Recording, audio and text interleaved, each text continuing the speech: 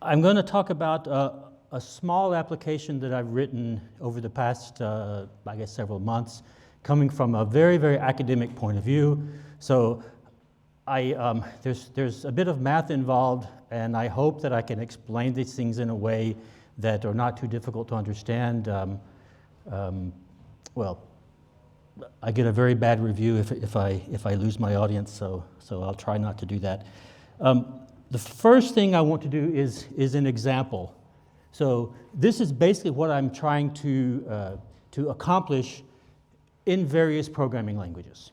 I have an implementation in Common Lisp, in Clojure, in Python, and in Scala, and in each of the languages, some things are easy and some things are difficult.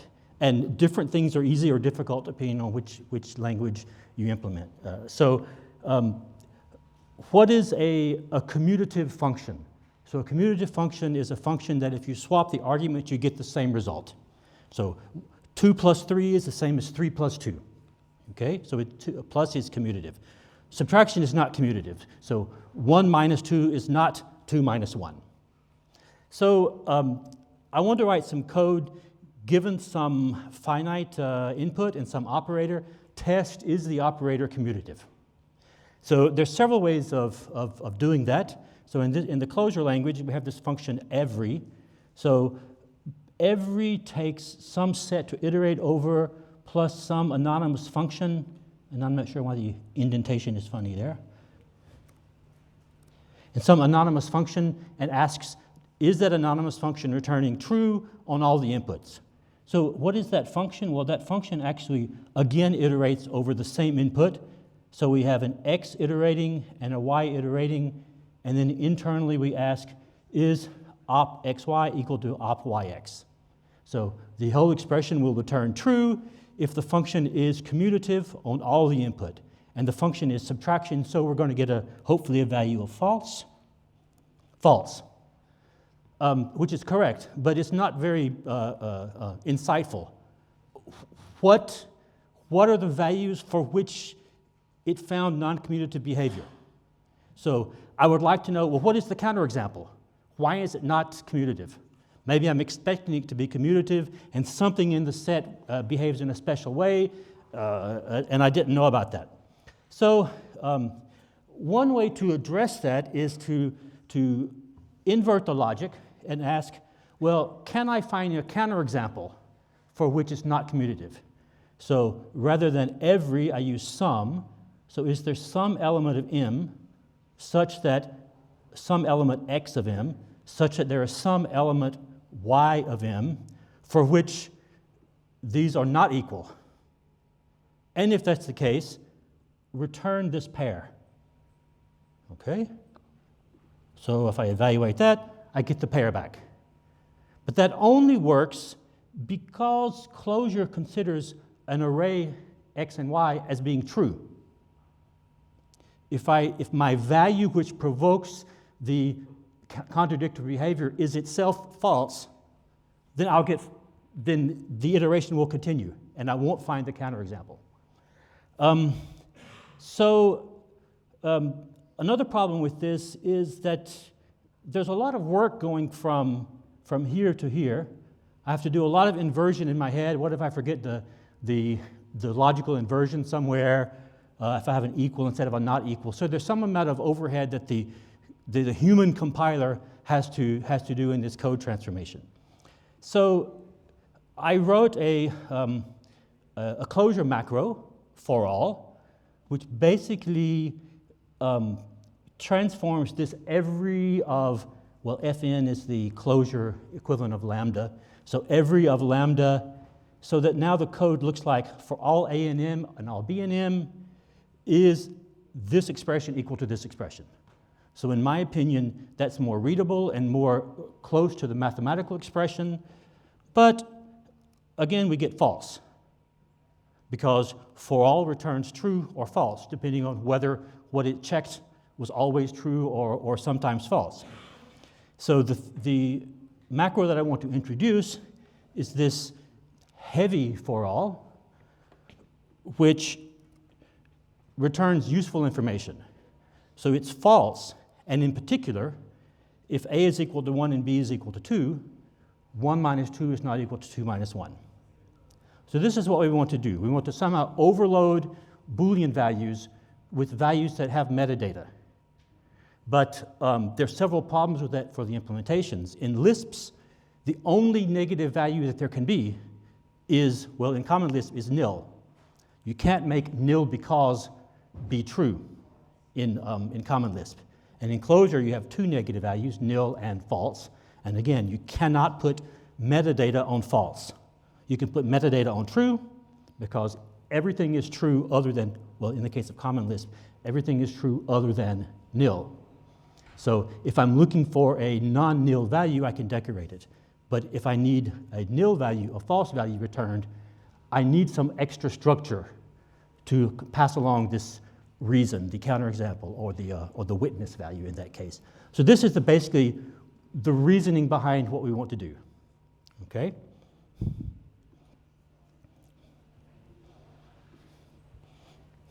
So the piece of software that I'm introducing and making available, I have 4 implementations, as I said. They're all available on GitHub. So I'm very happy to have comments on this, in especially negative commentary. Science makes steps forward when people are, find problems with your code, right, or find problems with your theory. So, oh, this is all wonderful and great. It's not very useful feedback, okay? A little bit of introduction about why I want to do this. So as my main job, I'm an assistant professor. So I teach mathematics and programming and other things. And one of the things that I mostly enjoy is teaching beginners. So I recently taught a course which had a bit of abstract algebra, so the basics of abstract algebra. And we defined something called a monoid. So a monoid is a set with an operation which is associative. So we call the operation, does my cursor show up on the screen? Yes. Okay, so an operation, we call it operation, and this is a binary operation. It's a monoid if the operation is associative, if I can draw the parentheses where I like, and I still get the same result, and if there is some element we call E, which behaves like an identity, so that for every element of S, E operation A equals A, and A operation E equals A. So these are the axioms. Any set that has these 2 simple properties, we call a monoid. So I give an assignment to my students. I'm going to give you an operation and a set, and I want you to tell me, is this operation a monoidal operation? So you need to try every possibility and see if the axioms hold for all elements of the set. And I want you to return true if they hold and false if they don't hold. In general, I give them a finite set, but in some cases I give them a very large set and just say do a random sampling and see if you can find a counterexample. And if it works on a sufficiently large example, we'll assume that it's correct. Another example is I'm going to give you a function, and you tell me if it's a distance function. So a distance function has 4 axioms. So the distance from a point to itself must be 0. If x and y are different, then the distance must be positive. The distance from x to y must be the same as the distance from y to x. And the distance from x to z must be smaller or equal to the distance from x to y plus the distance y to z. So if I go through some intermediate point, I can't get closer. I can't have a smaller distance by taking a shortcut.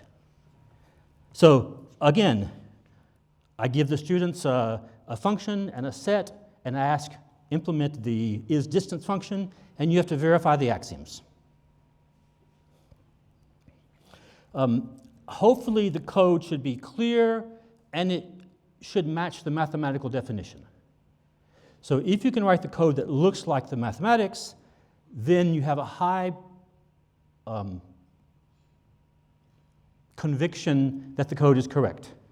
If you've written very obscure code that doesn't look like the mathematics anymore, are you really sure the code is correct? However, in some cases, writing the code that looks very mathematical makes it difficult to debug. And we'll show some examples of that in the coming slides. So I introduced something called logical quantifiers. So there's this first quantifier called the universal quantifier. It tests whether something is true for every element of a set. So the example here, everyone here is a Lisp programmer. That may be true, that may be false, but it's a statement which is universal. Is this property true for everyone in the room? So raise your hand if you're a Lisp programmer. Okay. How do I know if that's false? That means at least one person didn't raise his hand, all right? So if I want to know if it's false, I need to ask the opposite question. Is anybody here not a Lisp programmer? Somebody raised his hand, so the statement was false, okay? Existential quantifier says, does there exist an element of the set for which a statement is false? So there is a Lisp programmer here. So if I ask everyone who's a Lisp programmer raise your hand, if at least one person raised his hand, then we know this statement is true. So the quantifiers don't specify that something is true, they just ask the question whether it's true, and the result might be true or might be false. So we can redefine the monoid in terms of these quantifiers. So we have a set S, and we have an operation called operation, and three axioms must hold. For every A and B in S, we must have that A operation B is in S. Associativity for every A, B, and C in S, then these two expressions with the parentheses moved have to be satisfied for every. And identity, in this case, there must exist an E in the set such that for every A in the set, some expression is true. Okay? So this is the type of code which the student usually wants to write. And the language normally is Python because Python is the imposed lingua franca at our school. So it is a monoid if it is closed, if it's associative, and if it has an identity. And then each of these functions are implemented separately. So is closed means, okay, we iterate over A, we iterate B over M, we test, and if we get false, then we return false. And if we iterate over the entire set and never return false, then therefore we return true.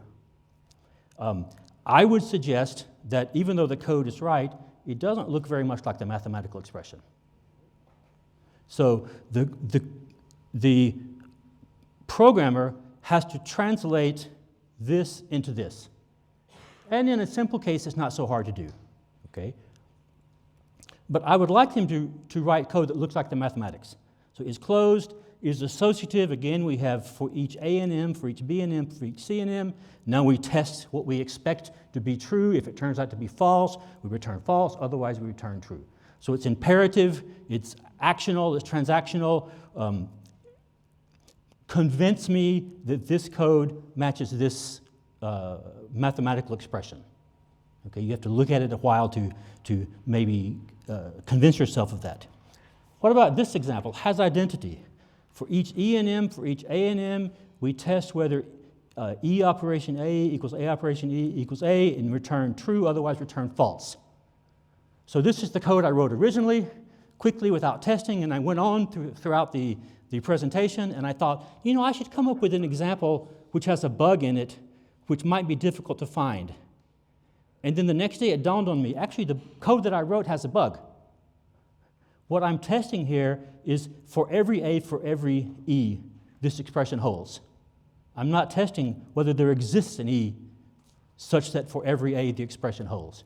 So even me, as the professor, made a mistake writing a simple piece of code when I'm trying to translate the mathematics into some imperative style. You can imagine the same type of definition for the distance function. For every some expression. All right.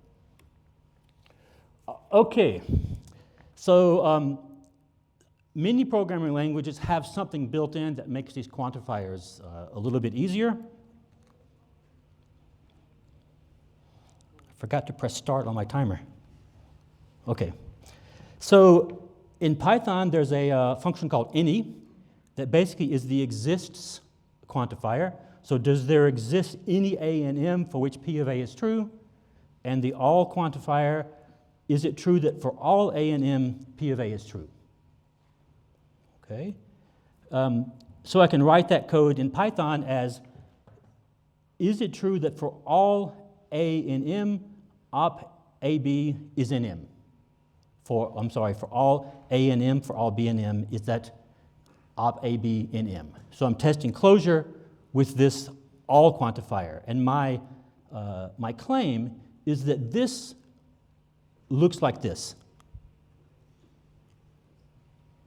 So there's a quantifier, there's an expression, there's some iteration set. So it's a very short jump from the mathematical expression to the code. And then is associative whether this expression is validated for all A and M, for all B and M, for all C and M. And again, I claim that this expression looks like this expression. A simple syntactical transformation. And finally, identity. So it's a little bit more difficult to understand, but is there any E in M such that for all A in M, this expression holds? So you have to look at it a little bit more, but it's much closer to the mathematics than the previous imperative case was.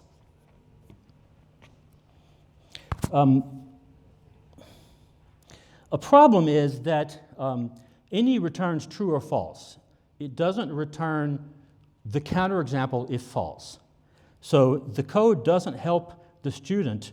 Suppose the student writes this code and is expecting it to return true and it returns false.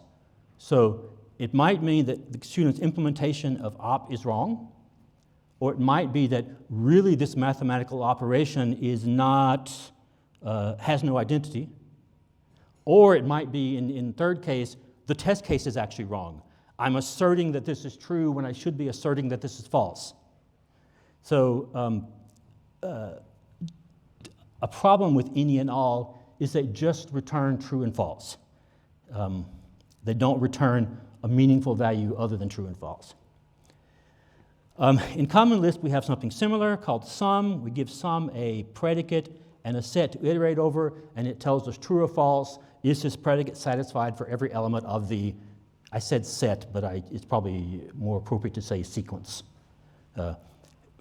Iterate over the sequence called this function. Does it always return true, or does it sometimes return false? Then, sum says, is there a candidate for which it returns true? And every says, is it returning false or true in every case? Same problem arises, that sum and every return true or false. So we don't have the witness that makes something, or we don't have the counterexample that makes something false, etc.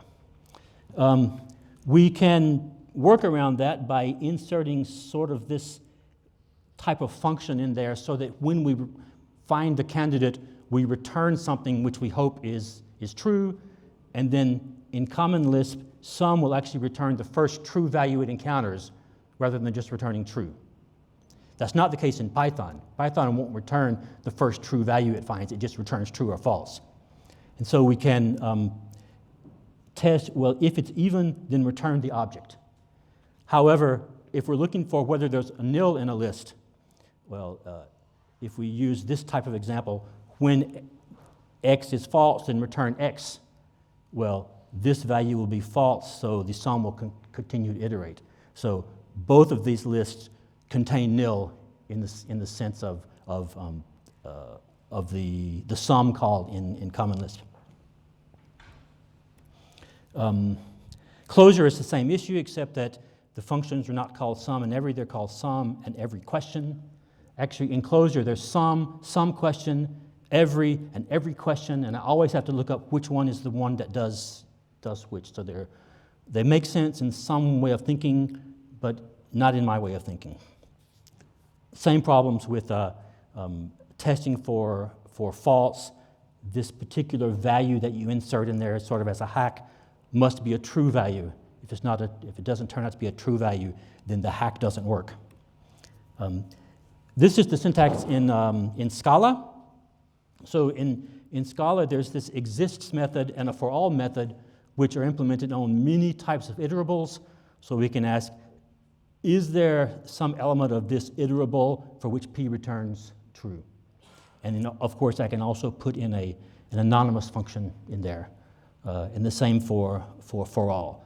But the same type of hack doesn't work. If I try to put an anonymous function in there which returns the object which it found or returns false, I get a compilation error because it's expecting a Boolean and it got a non-Boolean. So I can't even hack around that in Scala. So sort of in summary here, we have these 4 functions that implement the universal quantifier, these 4 functions that implement the existential quantifier, but what we want is something that implements the existential quantifier and returns the witness. There exists something, and here it is. Or in the case of the universal quantifier, is something true over some iterable input, and if not, what is the counterexample? So it needs to return a Boolean value. Well, it needs to return a value which behaves enough like a Boolean that we can do if and or and such, but it needs to have additional information in there that we can reason about the result. So, introducing what I'm calling heavy Booleans. In retrospect, heavy is probably a pejorative. They are heavy in my implementation, but I would like them to be less heavy. Maybe special Booleans or decorated Booleans or generality Booleans would be a, what? Loaded Booleans. Loaded. Loaded? Is that worse than heavy? I don't know. Okay, a hard problem in computer science is naming. So a heavy Boolean behaves sufficiently like a Boolean, but it has Y information embedded in it. So basically it's a pair of a Boolean and a witness in the case of an existential query, or true or false, and a counterexample in the case of a universal query. And this pairing looks different in the different languages. Okay, but basically it has to have these 2 pieces of information there.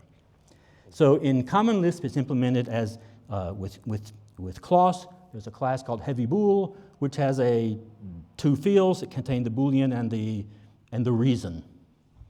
In Clojure, it's just a vector, because even though there are object systems for Clojure, they're not idiomatic. So people like to use the built-in data structures to do everything that's possible. In Python, we have a class called heavyBool again, and in Scala, we have a class called heavyBool. In CL, we then have macros plus if, plus and, plus or, and plus not, which behave in the way that you would expect, not discriminating off the true or falseness of the heavy bool, because the heavy bool is always true, but discriminating off of the Boolean value that's embedded in there. Clojure the same way, if and, or and not, with this plus appended.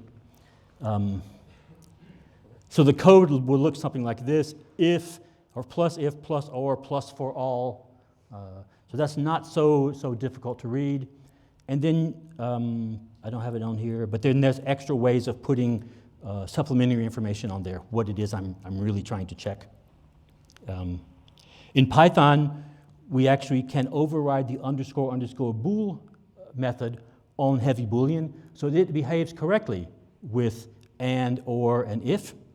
However, it still doesn't behave correctly with any and all. So any and all still return true or false. The built-in Python true and false. That's correct according to the specification of Python, but I would like it to return my heavy bool. I would like it to return false because. So in Python, we have to implement the actual for all and exist function, and they're called all m and any m. I forget what m stands for. In Scala, again, we have the heavy bool class, and Scala has this ability to implement implicit conversions. So if you have a class and the object of that class appears in a position where the compiler is expecting another type, if you have defined a specific function called an implicit function that will convert between the two types, then the compiler will insert a call to that function in your code, and so it will insert this conversion function if you say if and put a heavy bool variable. So for the most part, it works in a very elegant way. I sort of mentioned this before, but so what is the negative of everyone here is a Lisp programmer? Is the negative everyone here is not a Lisp programmer? So this is the first answer that school children will give, right? But it's not the case, right? Because if someone here is a Lisp programmer, no. If someone here is not a Lisp programmer, then that's the negative of everyone here is a Lisp programmer. What's the negative of someone here is a Lisp programmer? Well, the negative turns out to be someone here is not a Lisp programmer. So to negate these two, to negate a universal quantifier, I have to make an existential quantifier and negate the predicate. And to negate, I don't know what I just said. The other one, you have to change the other way, right? The corresponding quantifier. So we have De Morgan's law. To negate a universal quantifier, we change the quantifier but negate the predicate. And to negate an existential quantifier, we create a universal quantifier and negate the predicate. So why do I mention that? Well, if the implementation is correct, then I actually can implement the existential quantifier as a call to the universal quantifier. I don't have to put these two definitions in my code. One can be ugly, which it is, I'll show you in a second, but the other is very beautiful because it's just an inversion, the other quantifier, and an inversion of the predicate. And then there's this other thing that I hope in the implementation, that if I negate twice, I get the same thing back. And notice that's not the case with the not function in most languages. If I have 42, I take not 42, I get true. If I take not that, I get nil. So I don't get 42 back. I would like negation to remember what's being negated.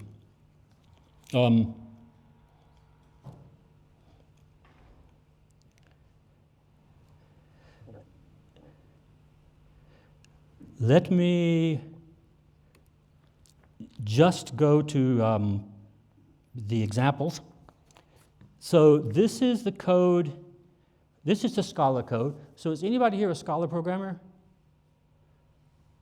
So that's good. That's good.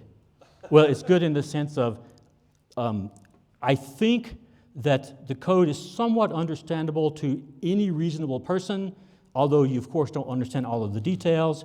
So for all, iterates over the given items with some sort of fold operation. This particular fold operation calls this folder, and the folder returns a right or a left. If it returns right, that says, we're not finished yet, keep iterating. And if it returns left, that says, stop iterating, we found the value. So it's sort of a fold that has an escape built into it.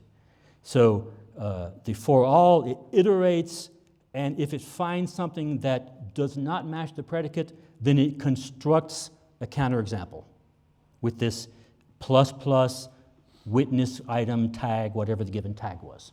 Okay, so I hope that vaguely makes sense. To implement for all, you iterate until you find something that fails, and then you construct a description of the failure. And then the code for exists is just not for all, and I complement the predicate. Okay? So when that worked, I felt good about my implementation. All right? Let's look at the example in, is that readable with the black background? I hope it's not so ugly. I can make it a little bit bigger, I believe. So this is code for testing the integers mod some other integer, whether that forms a, well, whether the addition operation is closed, whether it forms a semigroup. So semigroup means the operation is associative. What is a semigroup? Associative, there's an identity. No, there's not an identity. I think it's just closed and associative. Does anybody remember what semigroup is? Closed and associative, yes. And then it's a monoid if it's a semigroup and there's an identity. And then it's a group if it's a monoid and every element has an inverse. So if I run that code, so at the end I construct the addition and the multiplication groups modulo n, and then I test whether closure, semigroup, monoid, group are correct. And then at the end I test whether the multiplication mod n is a group. And when I run that code, I find that the code fails, and the reason is, well, when p is equal to 4, it's not a group because the valid inverter is false. I'm given an invalid inverter, and in particular, 2 has no inverse. So the integers mod p forms a group only if p is a prime, and 4 is not a prime. Okay, so I get false, and then because. And finally, well, I showed these before, but in this case, what am I checking there? So I'm saying, does there exist an A in this range, a B in this range, a C in this range, such that A squared plus B squared equals C squared? So if I evaluate that, I get yes. In particular, when A is 5, B is 12, and C is 13, then I found a Pythagorean triple. So for this, I'm testing for all A, B, and C in those range, do all of those form Pythagorean triples? Well, no. And in particular, if A is 4, B is 5, and C is 6, then we don't have A squared plus B squared equals C squared. It's another example. I want to check whether this operation is a symmetric relation. So symmetric means if x relates to y, then y relates to x. So have I defined that already? I can redefine it, it's not a problem. So equal is a symmetric operation. If A equals B, then B equals A. Is less than a symmetric operation? No. A less than B does not imply B is less than A, so no. And in particular, when x is 1 and y is 2, we have 1 is less than 2, but 2 is not less than 1. What about transitive? So is equal a transitive relation? Yes. Is less a transitive relation? Yes. Is not equal a transitive relation? Does anybody know? No. Why not? Well, for example, 1 equals 2, 2 equals 1, but 1 does not equal 1. Okay. So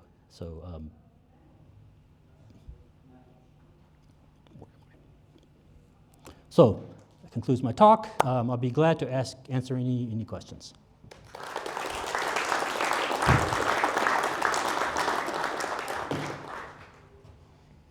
No, not him. No. Dear former PhD student, in the case of Lisp specifically, but maybe in other languages, what is exactly the advantage in using CLOS to implement that, rather than doing what the standard already does in some places like getHash, which would be simply returning multiple values, like okay. one the actual Boolean.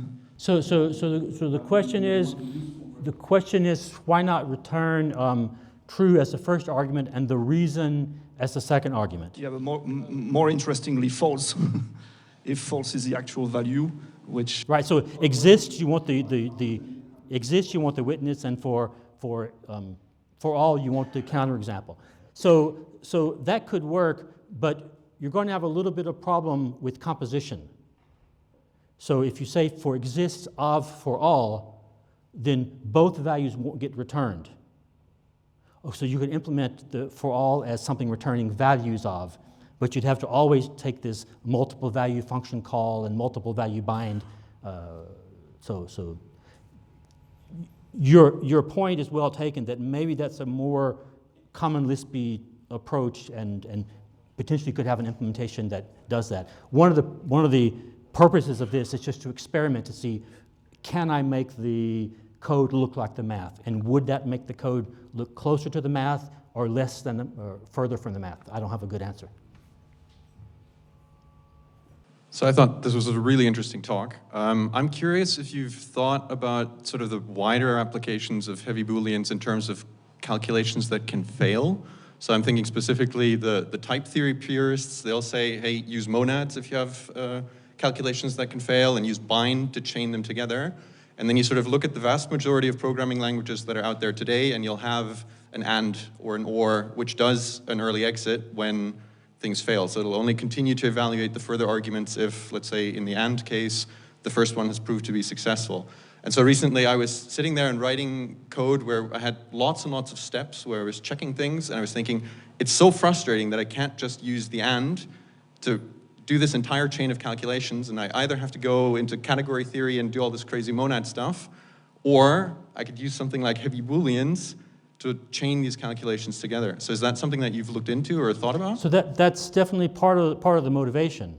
So one of the typical examples for the I forget which monad it is that you see as examples. Like if something fails, then return something with a message of a string of why it failed. But then it's a string, and what you might need is the value. So what is the file that was closed? Give me the file pointer, or give me more information about not just a human readable string. Human readable strings are readable by humans, but not by machines. So that's part of the motivation.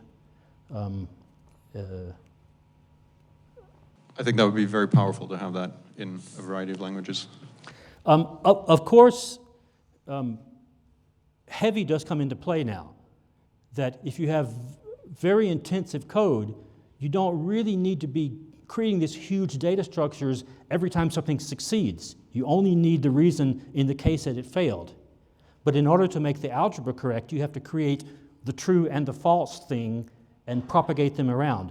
When potentially that's going to slow down the code a lot. I haven't done any analysis about performance. So thanks for the talk. In continuation of what you just said, what I was thinking is that actually this idea of adding some values to the Boolean is a little bit theoretically, I think, not very sound, because like Boolean is a universal value, and here you do something which is pretty much task specific and creating this. So this is my criticism of this in general. But continuing what Didier said, in the Lisp, like in Common Lisp, when I encountered similar problems, for instance, when I did a testing library and I wanted it to be composable inside, I found out that signals is a very useful tool here, because they separate the concerns here. Yeah, so you retain your booleans, but you still have this ability to catch context, and basically you can mimic that in other languages. If you are operating in the context of a class, you can have some variables there that which is much less like elegant, but still you can do the same thing. So, but like in using signals, you would just have to redefine in Common Lisp every and some. Yeah. So I understand that, and certainly if you're writing code for performance reasons, you need to spend a lot of time debugging funny situations. The potentially a core motivation again was, I want to be able to look at the mathematical expression and convince myself quickly that the code meets that. So I need this closeness of the mathematics to the code. But the difficult thing about, if I tell my student, write this, then how is he supposed to debug it when it fails? Python doesn't let me put print statements in here. So I have to convert this to a for loop, debug it, and then convert it back to a quantifier. And so that defeats my purpose of telling the student, write the simple code, because it's not simple when you try to debug it. But if it could look close to the math and be debuggable, it would be more ideal. So I guess I disagree with your point of view there, but please keep arguing that if you try to make the code more complicated, then how do you know it actually matches the specification? Other questions? Can we find a language where we can control the truthiness of a value?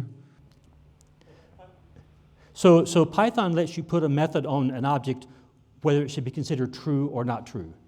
Like empty arrays are false and empty sets are false. And if you create your own collection, you can say an empty collection XYZ is false.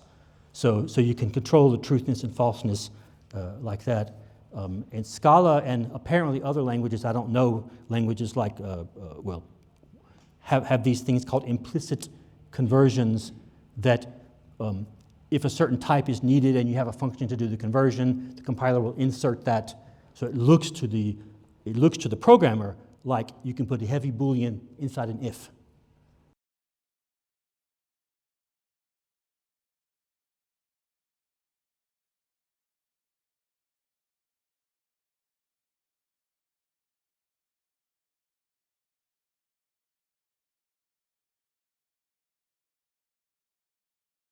C++ also has implicit conversions.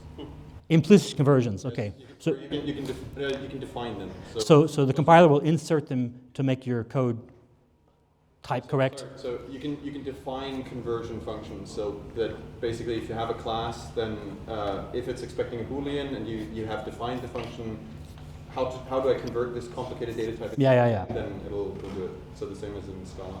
Although when it does that, it's then converted, so the false no longer has the witness in there, or the counterexample in there. Yeah. Maybe in common list, another solution is to use just signal or to have exceptions and signal the witnesses and use the side communication. But does that compose?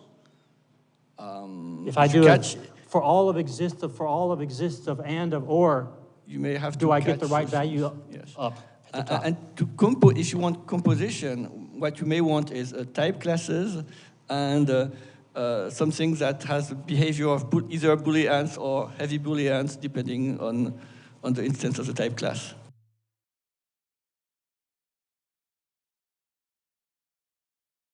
Thanks for the presentation. It's interesting that you're trying to express mathematical properties at the computational level, basically, like with actual sets. I think it works like you said, it works very well for finite sets, but it's harder for infinite sets.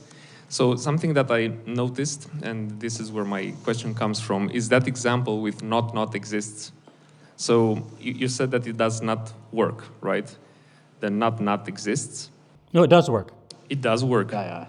Because the not of exists, if I have a heavy Boolean, which is some B and a reason, then the negative is just not B and the same reason.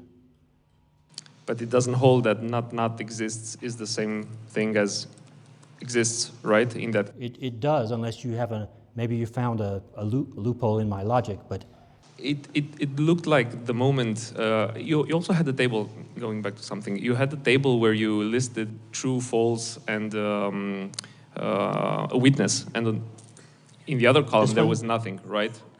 There was a 2x2 table where you said that for exists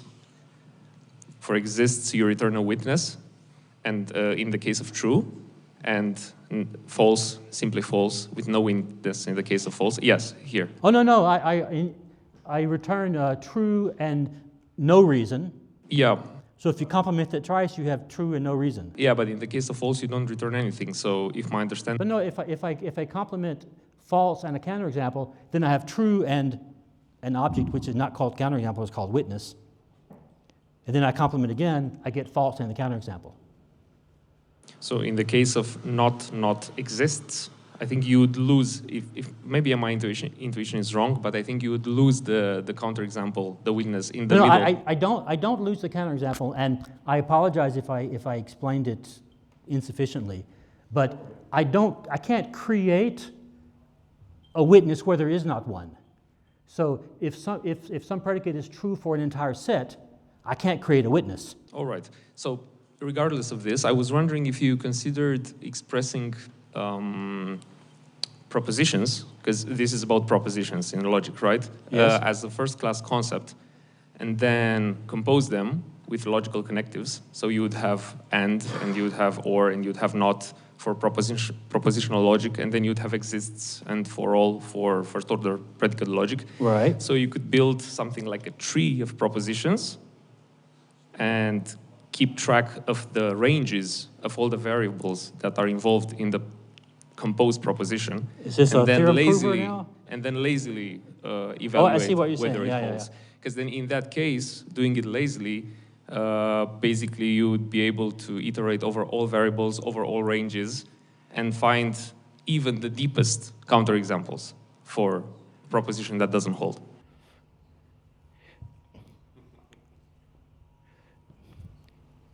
Oh, so in some sense, in some cases, I don't need the counterexample. So if it's evaluated lazily, then I would get true, and it wouldn't bother finding a counterexample. Is that what you're saying? That if the code is evaluated lazily, and then you only evaluate the things that are accessed. Yes. Yeah.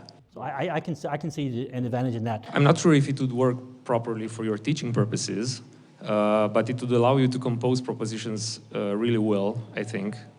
I'm not sure if DSL would look nice for that, but lazily evaluating instead of eagerly evaluating would make it easier to have a global perspective over the whole proposition. And would also address